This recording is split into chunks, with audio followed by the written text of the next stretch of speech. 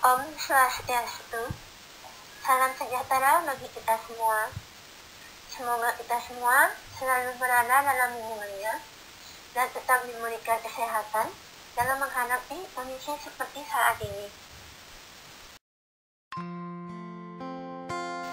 Perkenalkan, kami dari kelompok 3, silabus 6, kelas manajemen SDML, Universitas Mahasaraswati Denpasar.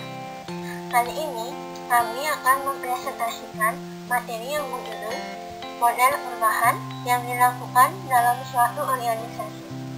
Sebelumnya, kami ucapkan terima kasih kepada dosen pengampu, Ibu Nimade Satyantami, SIMM, selaku dosen mata kuliah Manajemen Perubahan.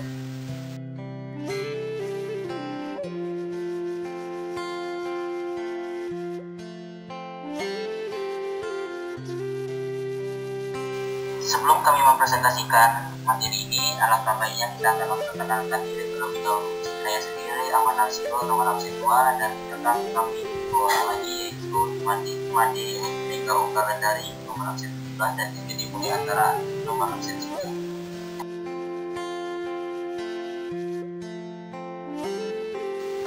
Kemudian ada pun agenda materi yang kita bahas, yaitu pertama model perubahan konsultan, kedua model perubahan base initial, yang ketiga tahapan perubahan konten, yang keempat proses perubahan password.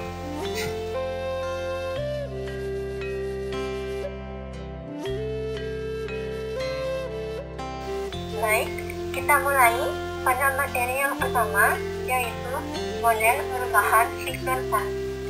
Victor Tan pada tahun 2002 mengemukakan bahwa untuk mendapatkan suatu keberhasilan dalam proses perubahan, seorang pemimpin harus dapat memenangkan pikiran dan hati orang dalam organisasi.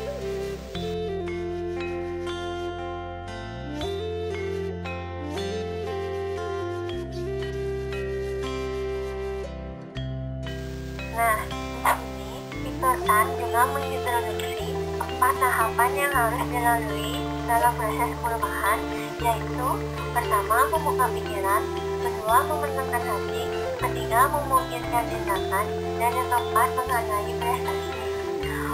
Membuka pikiran, pemimpin berusaha mengubah pikiran anggotanya dengan cara memaksa, bahkan ada yang dengan memberi perintah dengan cara membentak, yang fokusnya agar mereka mau mendengarkan apa yang dikatakan.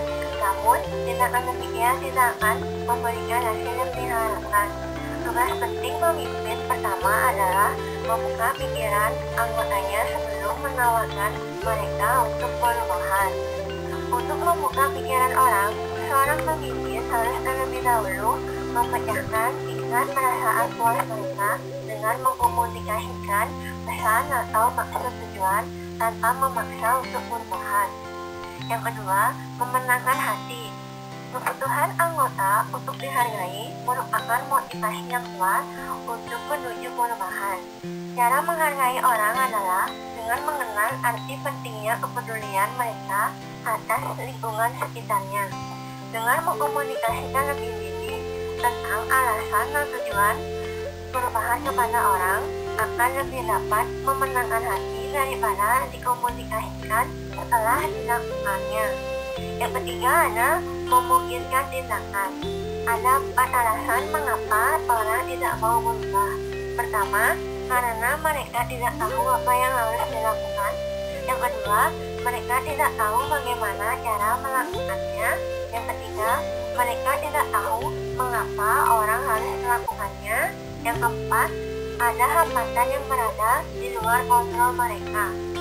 Para pemimpin adalah memiliki peran mengatasi setiap alasan agar memungkinkan orang membuat perubahan itu terjadi. Peran pemimpin adalah memastikan bahwa komunikasi berjalan efektif sehingga bawahan dapat memahami arti penting perubahan bagi organisasi dan dirinya. Dan yang keempat ada menghargai prestasi. Apabila orang tidak dihargai atas prestasinya oleh organisasinya, maka mereka akan pergi dan bergabung dengan organisasi lain yang mengenal dan menghargai mereka. Menghargai orang dan mengenal kontribusinya selanjutnya akan memotivasi orang untuk berubah.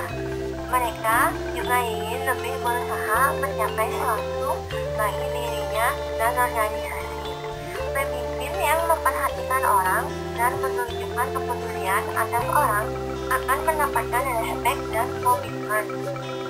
Untuk materi selanjutnya akan dijelaskan oleh teman saya, yaitu Ahmad.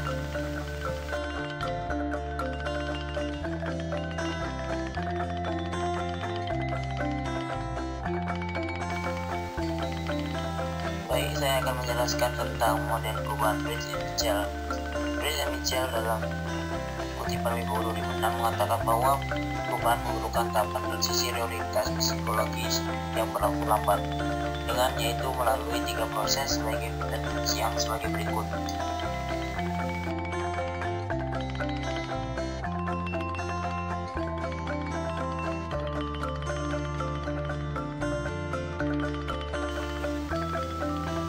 Di mana ada 3, yang pertama saying goodbye, yang kedua shifting into neutral, yang ketiga moving forward. Saying goodbye mengucapkan selamat tinggal pada cara lama di atas kertas, yaitu logis bergeser ke arah self management, tetapi hal ini mengakibatkan orang tidak percaya lagi pada supervisor untuk membuat keputusan. Yang kedua yaitu ada shifting into neutral, merupakan tahap yang sulit, penuh ketidakpastian dan kebingungan. Tahap sulit selama ini merupakan tahap yang sulit terutama pada saat kerja dalam posisi di mana keputusan karir, kebijakan dan aturan main ditinggalkan. Sedangkan dua, kepemimpinan mengerjakan masalah kekuasaan dan pengambilan keputusan. Dan yang terakhir yaitu moving forward, di mana merupakan tindakan bergeser ke depan dan berlaku dengan cara baru. Fase ini memerlukan orang yang memulai berperilaku baru, meletakkan kompetensi dan nilai risiko.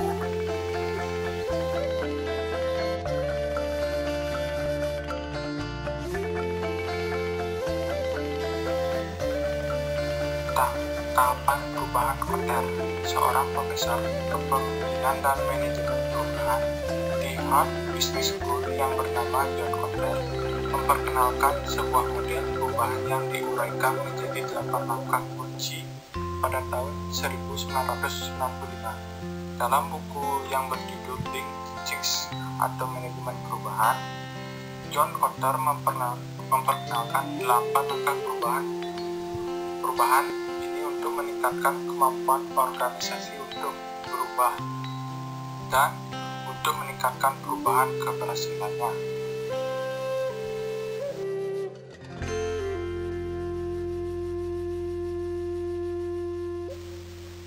Berikut ini ada 8 langkah perubahan yang diperkenalkan oleh John Kotter yang biasanya disebut dengan Kotter 8 Change Model.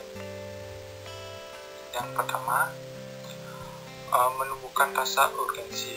Langkah pertama dalam model ini adalah menciptakan kebutuhan mendesak atau menumbuhkan rasa urgensi atas perlunya suatu perubahan. Apabila kita dapat menciptakan lingkungan di mana setiap individu dalam organisasi menyadari masalah yang ada dan dapat melibatkan solusi yang memecahkan permasalahan yang terjadi. Yang kedua, membentuk koalisasi yang kuat. Setelah menciptakan rasa urgensi dan kebutuhan untuk perubahan, kita perlu meyakinkan orang lain yang bersama-sama melakukan perubahan. Yang ketiga, menciptakan visi perubahan. Inisiatif perubahan mungkin sangat rumit dan sering sulit untuk dipahami oleh semua anggota organisasi, terutama anggota-anggota organisasi yang berada di hierarki paling bawah organisasi. Yang keempat, mengomunikasikan visi perubahan. Visi perubahan yang telah diciptakan harus dikomunikasikan seluruh organisasi agar mendapatkan dukungan dari semua anggota organisasi. Yang kelima, menghapus rintangan. Dari 4 langkah sebelumnya, sangat penting dalam membangun kekuatan inisiatif suatu perubahan yang akan dilakukan. Yang keenam, membangkitkan kemenangan jangka pendek. Perubahan memerlukan proses dan waktu mendapatkan hasil, sehingga akan mengakibatkan hilangnya dukungan atau menurunkan semangat untuk berubah apabila perubahan tersebut berlangsung dalam jangka waktu yang lama. Yang ketujuh, membina perubahan yang telah diciptakan. Kotler berpendapat bahwa sangat penting untuk mempertahankan dan memperkuat terus perubahan dalam organisasi tersebut, meskipun telah mencapai suatu perubahan yang diinginkan. Yang terakhir, kukuhkan perubahan dalam budaya. Perubahan yang harus menjadi bagian inti organisasi agar dapat memberikan efek manfaat yang lama.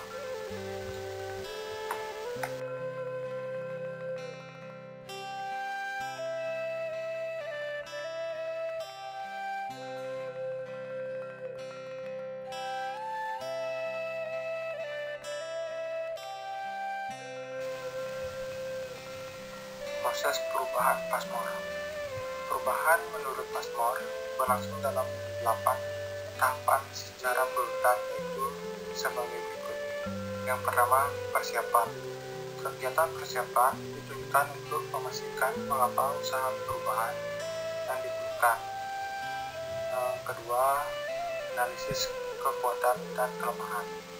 Aktivitas yang dilakukan meliputi analisis eksternal, analisis internal, menentukan tujuan untuk perbaikan, dan menentukan ukuran spesifikasi untuk menaksir perubahan.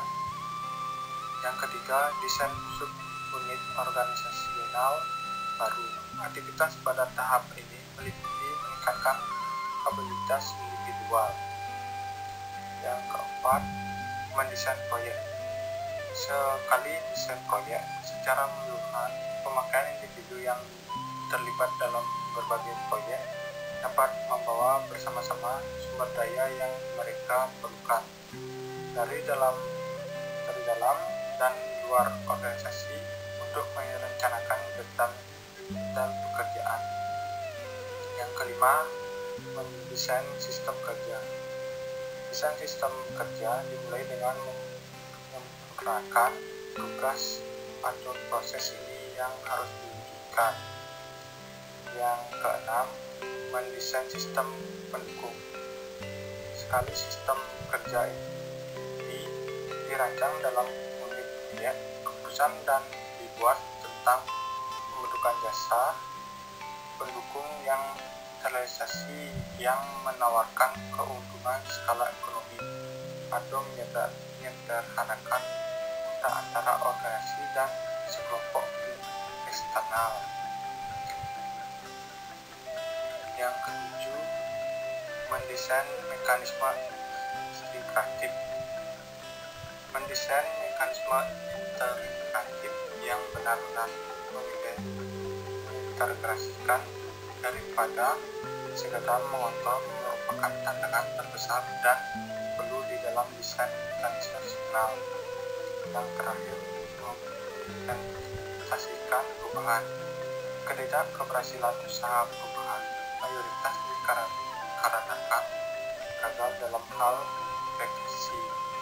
Perencanaan revisi tidak mencegah kegagalan, tetapi dapat menguraikan risiko kejadian.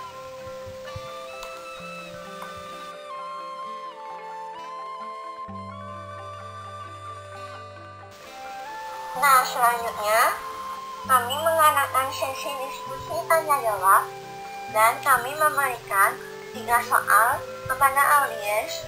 Nomor 1, dalam model perubahan Bright and Mickrell, perubahan memerlukan tahapan transisi reorientasi psikologis yang berlangsung lama. Dengan melalui 3 proses, coba sebutkan dan jelaskan proses apa saja yang dilalui.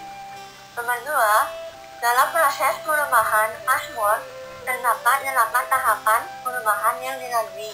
Coba sebutkan dan jelaskan. Nomor 3, dalam model perubahan Peter Pan 2002, terdapat 4 tahapan yang harus dilalui dalam proses perubahan. Berikan masing-masing implementasi kalian mengenai tahapan tersebut. Baik, berikut merupakan kesimpulan dari pemaparan materi yang telah kami sampaikan sebelumnya.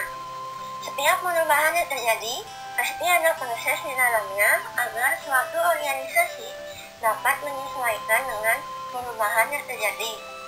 Pada proses tersebut, harus ada komitmen bersama bahwa perubahan yang dilakukan ialah untuk kemajuan bersama demi terciptanya lingkungan organisasi yang lebih baik, serta dapat mengikuti setiap perkembangan yang terjadi di dunia luar, sehingga organisasi ataupun perusahaan tersebut tidak ketinggalan dalam aspek sehingga dapat bersaing dalam segala hal dengan organisasi maupun perusahaan lainnya. Dari hasil perubahan organisasi ini diharapkan dapat meningkatkan kinerja suatu perusahaan ataupun organisasi dan tidak menutup kemungkinan dari perubahan tersebut akan dapat pula memajukan organisasi ataupun perusahaan tersebut menuju ke arah yang lebih maju dan lebih baik lagi dari masa sebelumnya.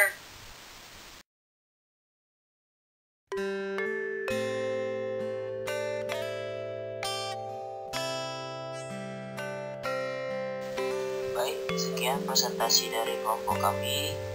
Jika ada salah kata atau salah pengucapan, mohon dimaklumkannya dan kami minta maaf yang sebesar-besarnya. Kita tutup dengan selamat malam dan Om Santi Santi Santi Om.